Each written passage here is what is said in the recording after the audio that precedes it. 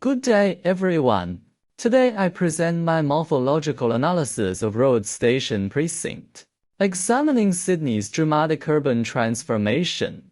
This aerial photograph shows contemporary Rhodes, a high-density waterfront community with mixed-use towers and public spaces. Along the Parramatta River, I apply M.2.G Consensus Town Plan Analysis Framework to understand how roads evolved from heavy industry to transit-oriented development, revealing how street systems, plot patterns, and building forms anchor old social values.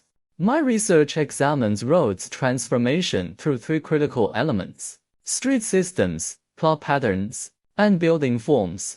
I apply constant systematic methodology to understand urban evolution. Most importantly, I examine how morphological change encodes social values. What does physical transformation reveal about contemporary priorities? Who benefits, and what has been lost? Urban form is never neutral, it reflects power structures of its time. Consensus framework provides 5 analytical concepts. First, street systems organize movement and connectivity. Second, plot patterns reveal ownership and land use intensity. Third, building forms define the public realm. Fourth, morphological periods identify distinct development phases. Fifth, plan units are discrete areas with consistent characteristics. For roads, this framework reveals how the industrial to residential shift transformed every aspect of the precinct's physical form. Rhodes Station structures the entire precinct.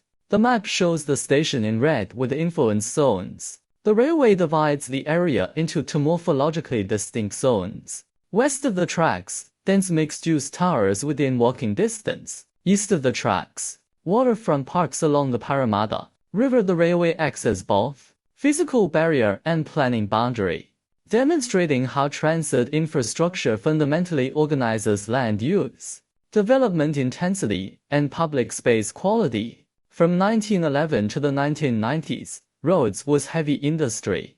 These photographs show Tulloch Limited's aerial view, vast warehouses, railway sidings, and manufacturing infrastructure. The morphology reflected industrial function, simple vehicle corridors for freight transport, large-scale industrial parcels of 1 to 2 hectares each, and low-density warehouses designed for production efficiency. The railway organized the entire industrial landscape around freight movement for nearly 80 years. Industrial roads showed functional fringe-belt characteristics, simple vehicle corridors for freight transport, large-scale industrial parcels, and low-density warehouses dominated. These photographs capture remnants, construction equipment, freight vehicles, and industrial structures. The railway infrastructure was central to organizing this zone.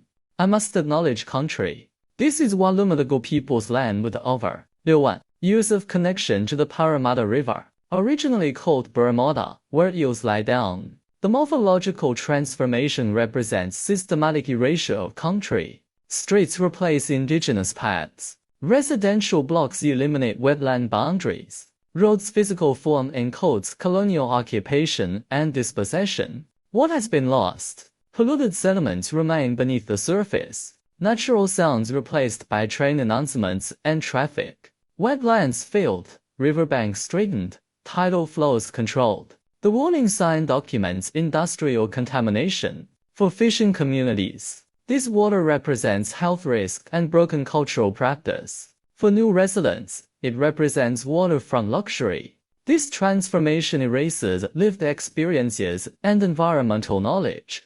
The railway corridor functions as SP2 infrastructure, creating a boundary.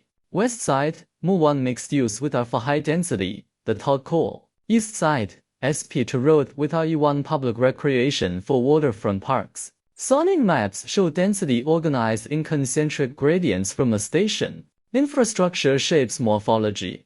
By 2025, Rhodes is a high-density precinct. Street systems prioritize pedestrian movement and transit connectivity. Plot patterns reflect coordinated master planning. Building forms express contemporary values, vertical density, mixed-use ground floors, and public domain. But this transformation erases indigenous country, industrial heritage, working-class communities, and environmental knowledge. Roads exemplifies how urban form encodes power, whose values are built, whose histories demolish, and who benefits from transformation. Thank you.